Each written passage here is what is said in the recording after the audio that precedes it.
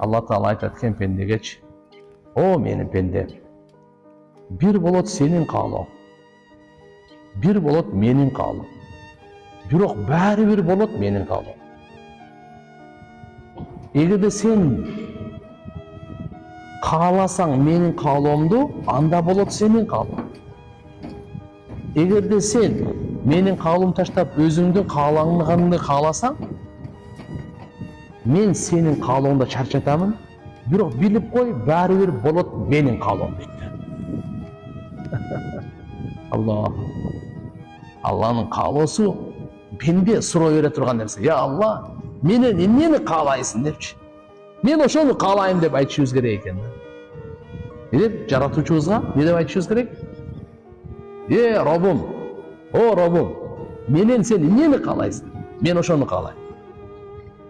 Сенин каалооңо менин каалоом курбан. Сенин каалооңо менин курбанчылыгым, менин каалоом экен? Жөн эле курбандык чалам. Сенин каалаганыңды каалайм.